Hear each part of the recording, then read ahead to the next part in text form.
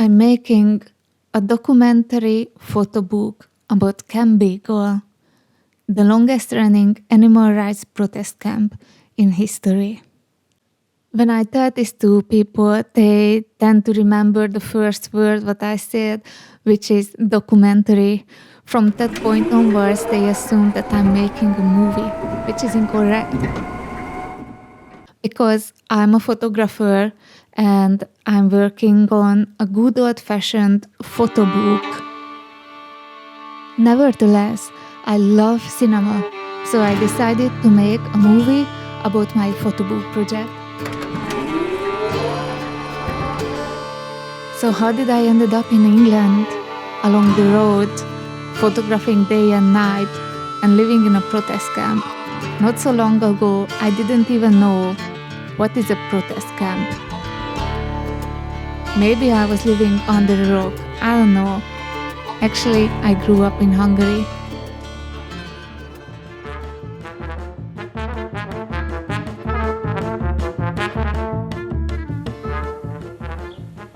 The Chernobyl atomic reactor blew up in the neighbor country exactly at the time when my mom was pregnant with me. I grew up in the post-communist era of Hungary. I have good memories of my childhood living in a blockhouse.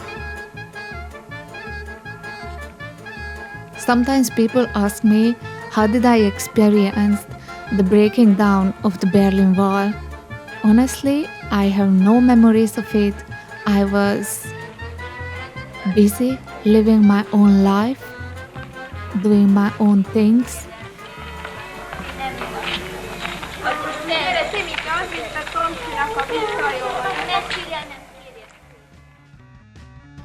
I turned out to be an absolute total hippie. Here I am with my peace flag that I made for the yearly peace protest in Budapest. I learned it from my new friends what's wrong with capitalism. I heard about such thing as vegetarianism and ahimsa. One of my heroes around that time was Jane Goodale. I think her life work is amazing, totally inspiring, an amazing woman. I was so fascinated by her work that I carried a picture of her for years in my wallet. She was my motivation that I chose for nature conservation education when I went to university. I was not intending to have agricultural classes, but somehow it was part of my curriculum. While I was not really enjoying studying how to feed blood meal to cows or reading about how to kill animals in my study book, it was good for one thing only, that I decided to be a vegetarian. At the university, I also made new friends. This time they were not hippies, but they were a bunch of punks. I remember sometimes they come up to my dorm room and we were watching YouTube together. It was almost a competition who can find the weirdest stuff on the internet. That is pretty much how I came across my first Animal Liberation Front footages. We were just watching videos in my dorm room and it immediately captured my imagination, and I thought this is the coolest thing I ever seen. I understood that these people, they broke into places where animals were captured, dogs and monkeys, they were inside animal testing laboratories and they were tested on, and those people break in and they liberate those animals. And they were wearing all those face masks not to be caught and recognized by the police. So I thought it's just fantastic. These images, they made quite an impression on me. I think that can be also the power of photography and videography. After I seen them, I burned them in my retina and they lived rent-free in my head from that moment onwards.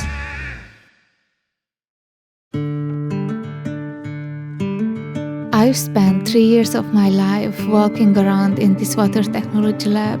This was the time when I came to the closest to do something with my 2 university degrees in environmental sciences. First I was a student, then I was a teacher. Then we reached the year 2020 when the COVID pandemic hit the world. I was losing my job because of that. The school didn't get enough new students, they couldn't pay the teachers, somebody had to go, and that was me.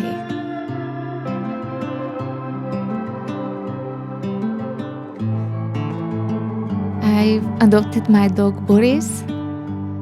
Here we are together just a couple of days after his adoption, recording some footages for a creative video what I was making around that time. It was a kind of B-movie. He was always there with me in the middle of my creative adventures. Another decision what I made around this time was that I was going full into photography.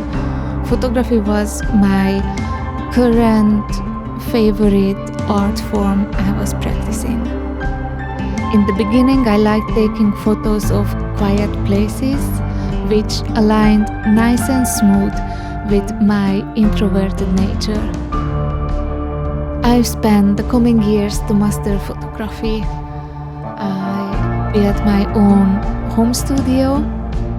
After all, I like things of surreal nature, and I wanted to create imaginary words in my home studio. I learned how to use manual setting on my camera because Boris was always there available for me to try out some new settings. I wanted to extend my creative bubble and work with people. I offered a whole lot of packages. I had a professional website and everything, but it just did not quite happen. I figured I cannot control external circumstances or whether or not someone perceives my photography as valuable. I did not feel quite alright, so the only place left for me to go and have a look around and change something was inside of me. I forced myself to remember my values and align my actions with them. It was rather uncomfortable facing my vegetarian lifestyle and being fully aware that 1 days old chickens are grounded up alive for the egg industry, so I turned fairly quickly into a vegan. And with that enthusiasm, I turned right away into animal rights, and I was reading everything about it I could find, and I was glued to YouTube. Talking about concrete actions, I started photographing protests. I joined my local Extinction Rebellion group, and I also supported Free Palestine protests. Around that time, I heard about Camp Beagle, and I started following them on social media. Basically, every morning when I woke up and I had my morning coffee, I was watching a live stream from them. It seemed that they captured my total and undivided attention. I found them so fascinating, this whole setting, living along the road in military tents, protesting every day at the entrance of a dog breeding factory, that I wanted to make a photo book of their life. I wrote an email to them asking basically, "Hey, hello, I am a photographer. Can I come and live with you and photograph every waking moment of your life?" And to my surprise, they said yes. They just said, "Come on, bring it on."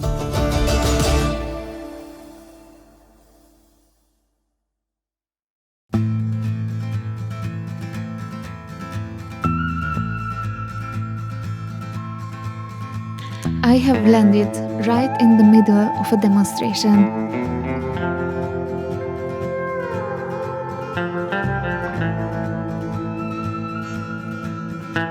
One of the regular things what Camp Beagle does is to run parliamentary petitions.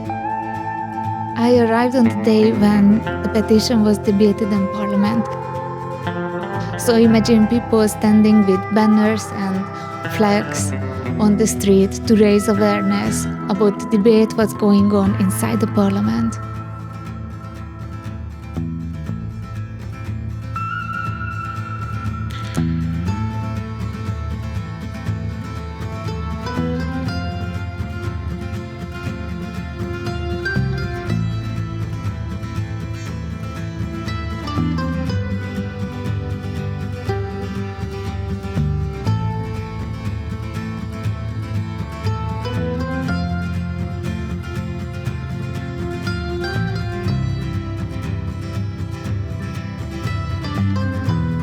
It was quite overwhelming suddenly to meet so many new people, and it was also very exciting.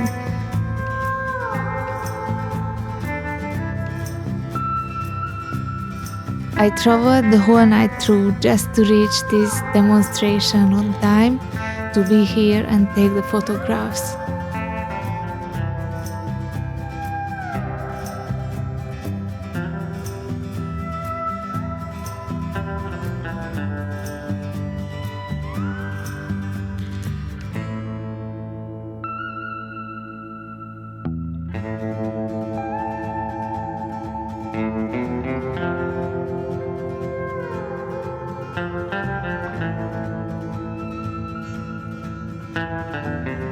When the debate was over, we packed up all the banners, placards, and carried everything to a van. So I hopped in a van and we were driving straight to Camp Beagle.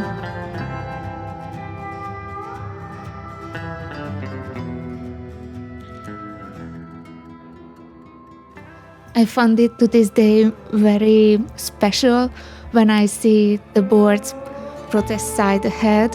I never seen those boards anywhere else in the world. I think they are very unique to Camp Beagle.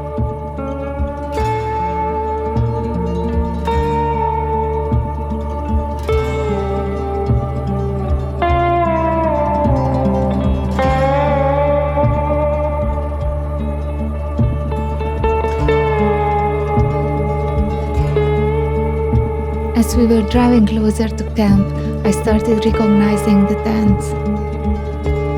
To this day, I always get a special feeling about it. It is almost like arriving into a bubble where things happen differently than anywhere else in the world.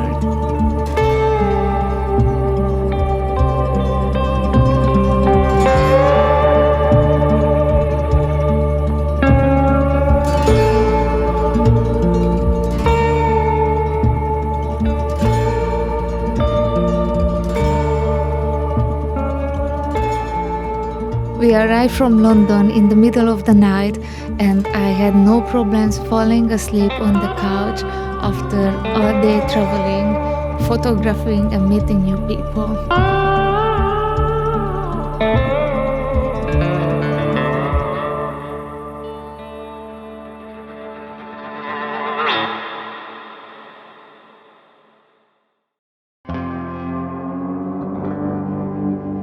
I think people might have had a bit of a doubt if I can hold up here for 2 weeks long as I planned.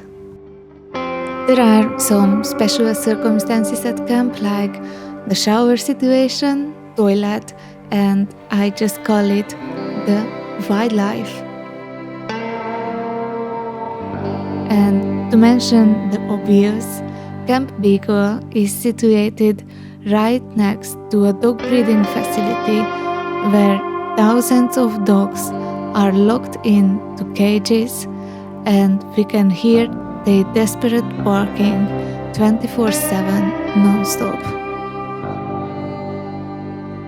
We cannot see the dogs, however, Camp Beagle people, they put a camera through the ventilation holes of the sheds so we can have an impression how do those dogs live. They spend their entire life in this industrial cages on the concrete floor. They don't have a bed. They don't even have a bowl of water. This is how they drink, like hamster in a cage. They have to suck out droplets of water. In the official paper, it is marked as they have access to uncontaminated drinking water. Young puppies are warned by an infrared lamp instead of being next to their mother. This is a breeding factory, therefore female dogs are being used, continuously impregnated, giving birth, and the cycle repeats. These dogs are bred into existence just to be sold to laboratories where certain death awaits them. They're going to endure horrendous procedures in those laboratories, and they're going to die at the end of it. That is the only reason why they are bred into existence. Their purpose of life is to endure these horrendous animal testing procedures. This is how MBR Acres is making a profit from breeding puppies, selling them to laboratories. Before they arrive to the laboratories, they undergo a training inside the breeding facility. This way, the breeder can charge even a higher price because the dogs are trained to endure the laboratory procedure. If you think that this money-driven company cannot go lower in degrading living beings into commodities, then lo and behold, they are selling body parts of the dogs, harvesting organs, or selling their blood. Needless to say, dogs die during the harvest. Do you know Descartes from the medieval times? He had this idea that animals are nothing more but complex machines. He said, when an animal is cut open and screaming in agony, it is nothing more when a machine needs more oil and just making some noise. This medieval idea gave rise to the vivisection industry, which is still thriving on this outdated, ridiculous theory. However, the animals are surely not laughing on it.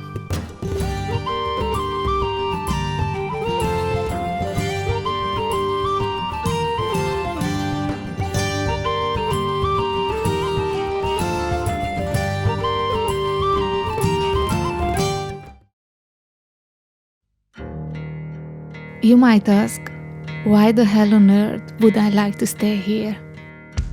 Do you remember those images? They are living rent-free inside my head?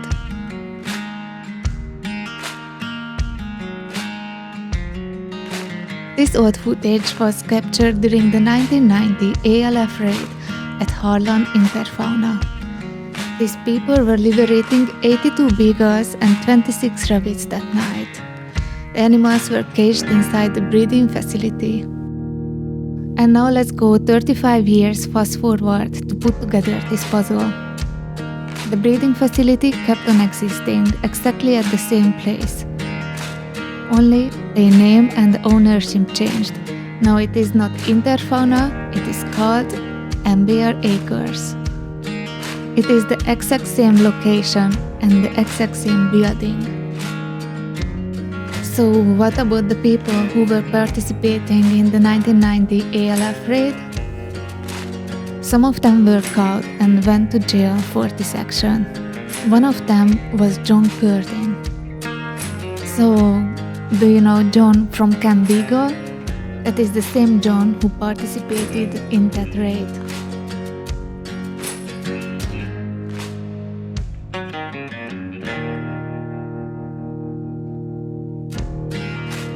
In the summer of 2021, people were protesting against MBR Acres.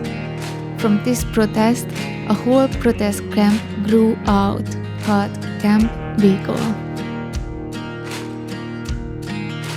John arrived in the early days of Camp Beagle, and he is living along the road ever since. He is spending his days right next to the very facility he broke in 35 years ago, but today he is campaigning 100% legally. And nevertheless, his goal remained the same: to end animal testing and shut down this breeding facility called MBR Acres.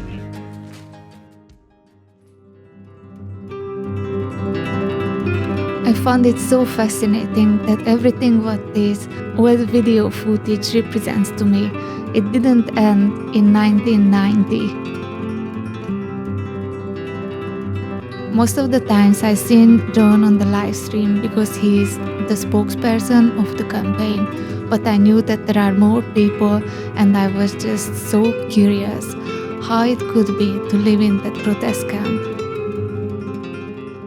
Do you remember that TV show MTV Cribs?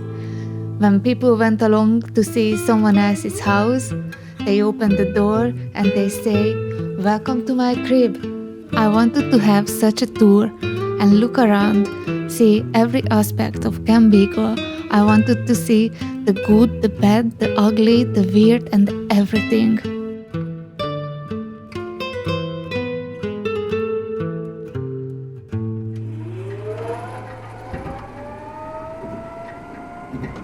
Here we are in the kitchen, and we don't run about it much about in our live streams, but it's a 100% vegan kitchen. You see Pepper here, look, she's been working, she's been destroying her bed. And Boris here, look, he's busy as well, digging his bed. A really kind of essential part of the Camp Beagle project is this. We actually say the kettle's always on. We get all sorts of people passing by. We're at the side of the road. So many people have gone vegan over the 3 years. Because of the sort of gentle influence we put out, it's not a requirement in any way that you have to be vegan. So it's just a good common denominator. And it's all communal food. We've got a fully equipped oven over here. You know, we're by the side of the road, roast dinners, you name it. La la la la la. Come and have a look at our...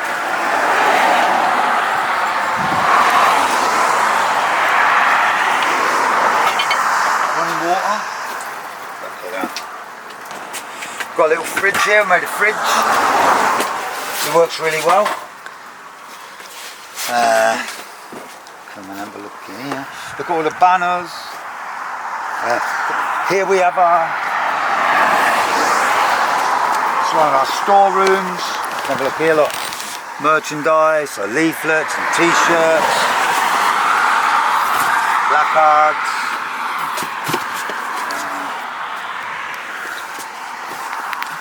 Over here, flags, banners, speakers, everything we need to do our outreach.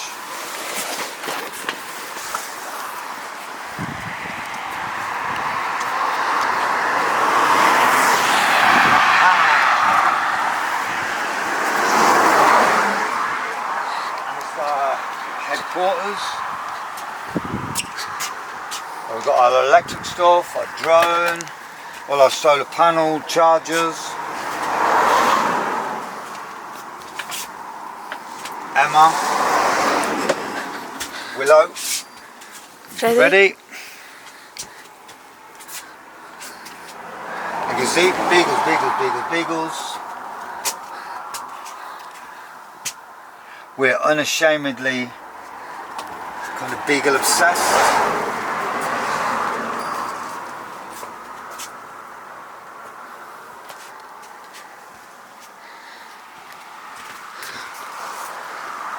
Solar panels here, got a water bar there. Come and have a look at this really nice shower. This was built for us.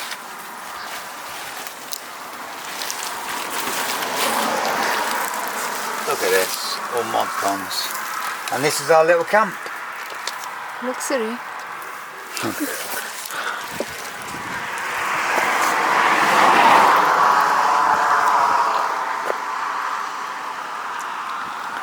Project is literally boots on the ground. We're here in the physical world. We make posts, and these days we get hundreds of thousands of views on our posts. For example, this. It's there for all the commuters to see. Look at that. It was done by a friend of ours. It took two days doing it with spray cans. Beautiful bit of art. Classic bit of Camp Beagle. Someone just came along and that was their addition to the Camp Beagle project. Beautiful.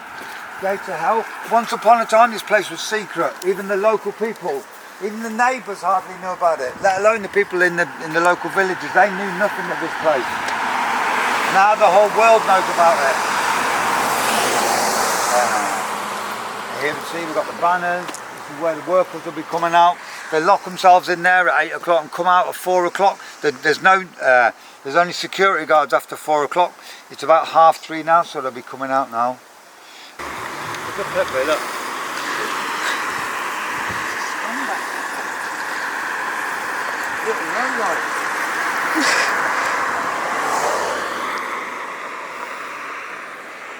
You can see our little display here. We've got Barry Horn, he died on hunger strike. Ron, our patron, he became our patron at 100 years old. Beautiful Andrea, we've got a tree planted down there for her. She's a really good animal rescue, animal liberation person that came here on the first year. And what she didn't tell us was she was terminally ill with cancer when she came. And she got buried in a Camp Beagle t-shirt, God bless her. That's a good image, yeah.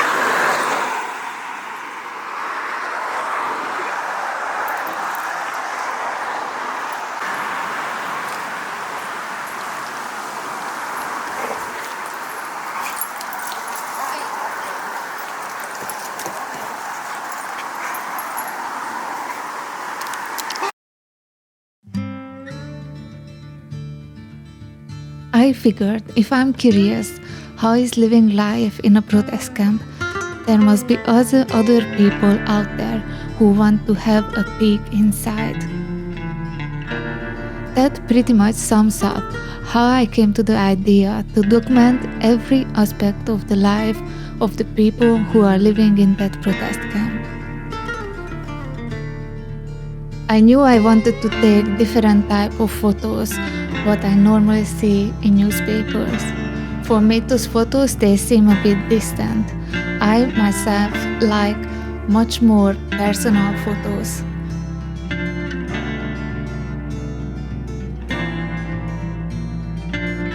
Almost like pulling out some old photos from the family photo album.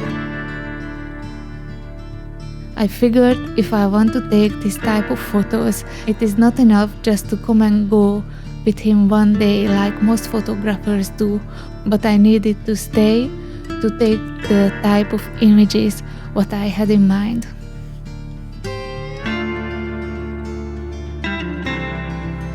In photography terms, it is called being an embedded photographer.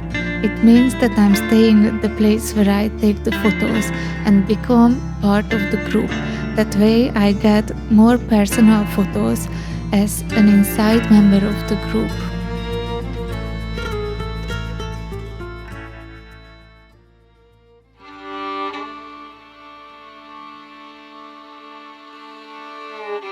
I chose to arrive in the worst weather conditions possible.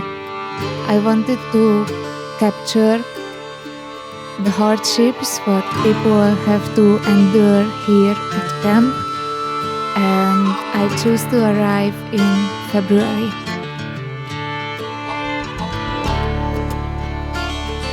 My initial plan was that I'm going to visit camp 2 times. Once in the winter and once in the summer. That way I would have enough variation in the photos to make a photo book.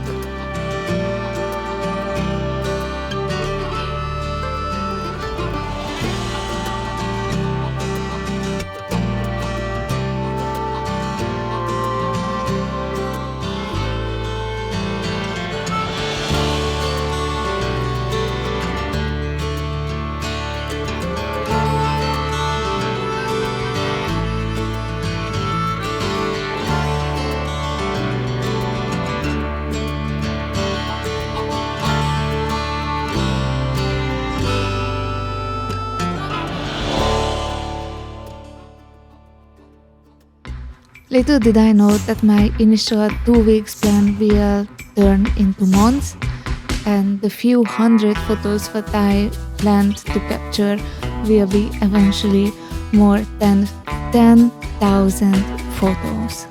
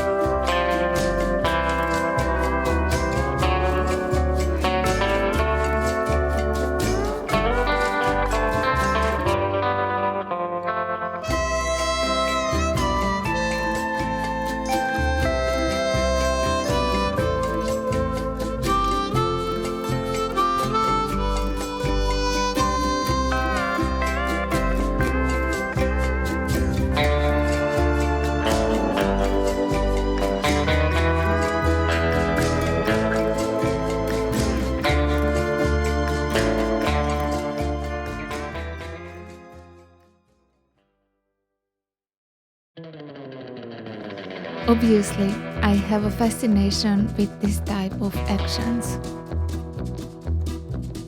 I was this old when those dogs were liberated. 30 years went by, and I finally arrived to the place of my fascination.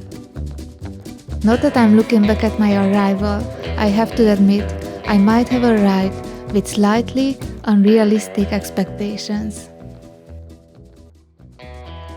I am a photographer, so I'm all about images.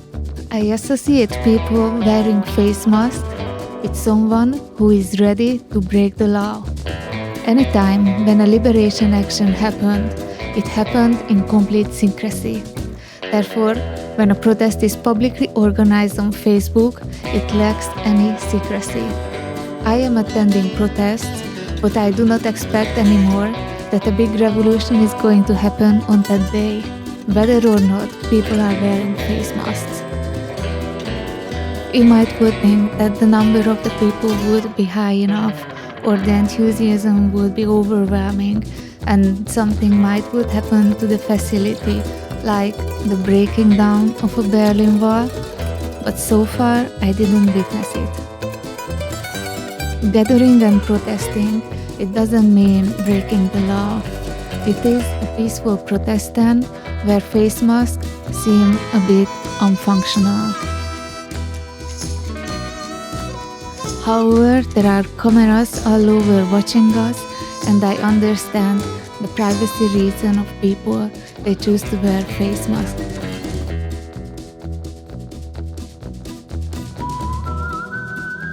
The only people who liberated beagles recently from that facility were Animal Rising. They went in without face masks, and after the rescue, they handed themselves in by the police to be fully accountable for their actions. It seemed to me it is time to update my ideas and fantasies about people wearing face masks and whether or not it is useful for the public image of this movement.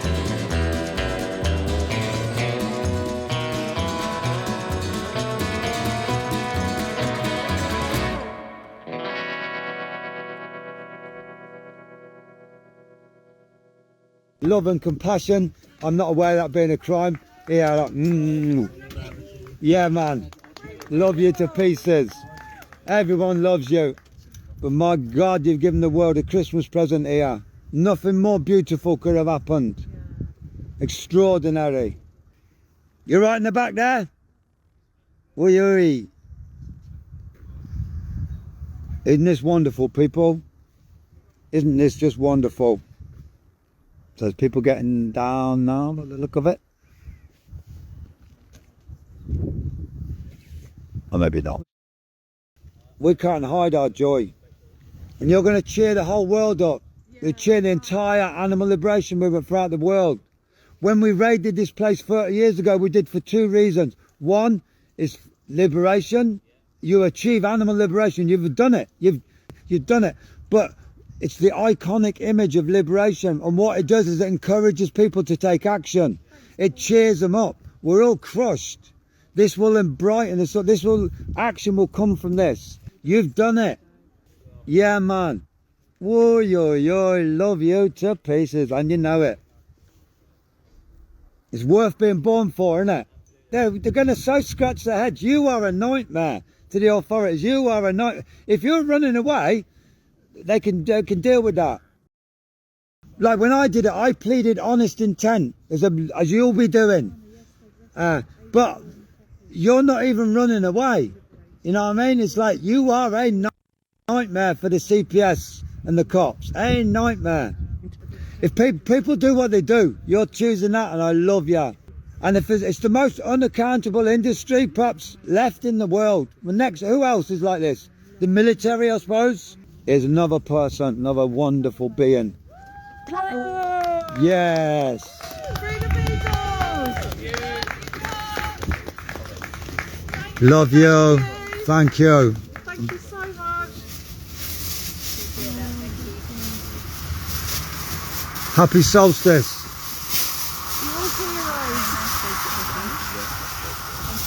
Wonderful. Thank you.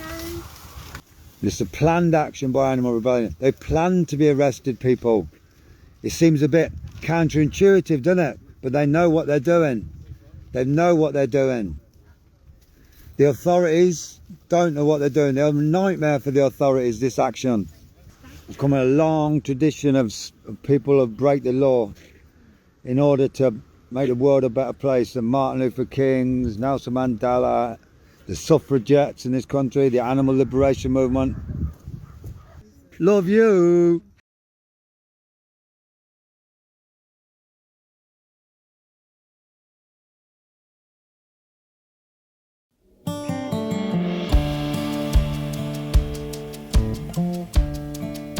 Sometimes people ask how they can help to close down this breeding facility.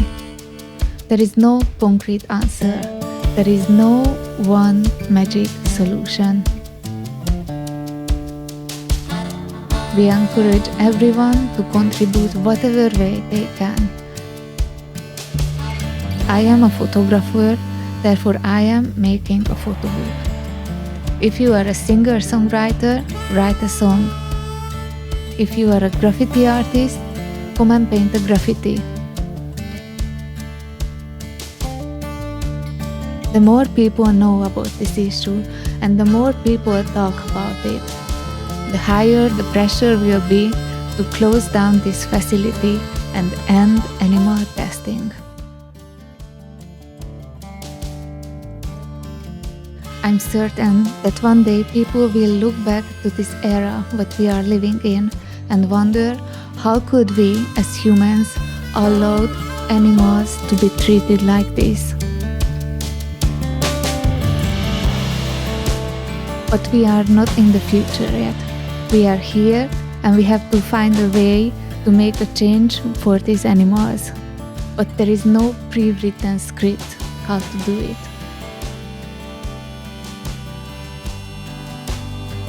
The pressure is building up, but what will be the last drop in the bucket? I don't know, but I'm sure I would like to photograph it. Will it be the science admitting that it's time to update the ideas and leave behind this medieval practice? Or will it be a politician who dares to finally stand up against animal testing? Will it be the power of direct action? Or will it be common everyday people making a joint effort? You might ask, what's the point of Camp Beagle just being there? After all, and after 4 years being there, the dogs inside MBR Acres are still caged. I am not going to list here all the wins what Camp Beagle already achieved. I am just going to say what matters for me the most.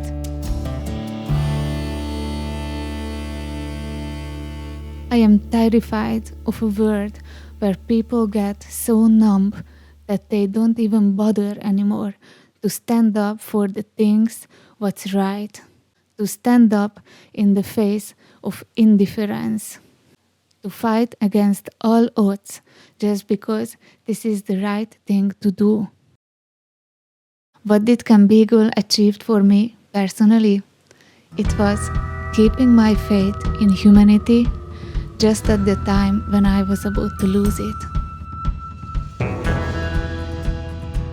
I hope that people in the future will find my book and see that people in our era were already fighting for a change and have a tiny glimpse about it, who they were.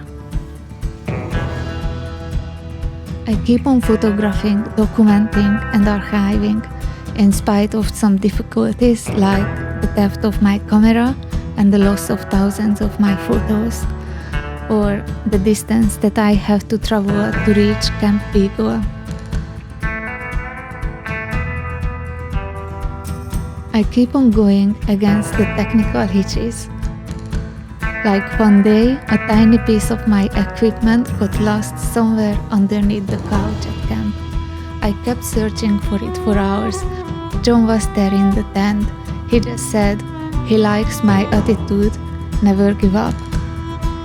I looked at him and I asked, guess, from whom did I learn it?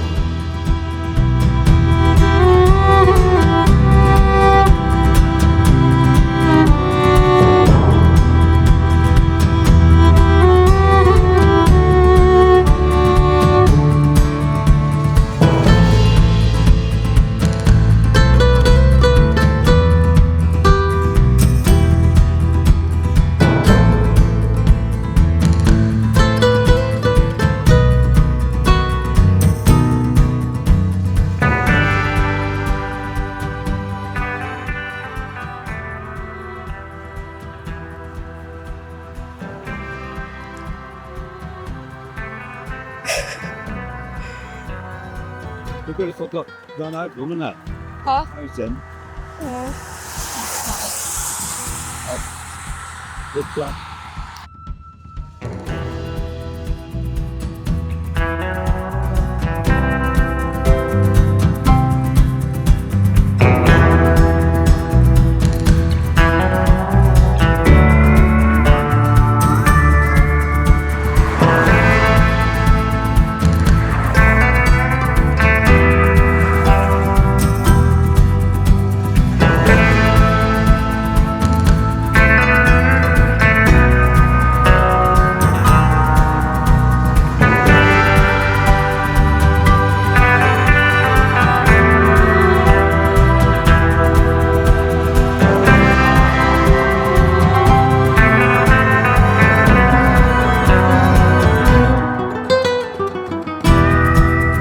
Love and compassion.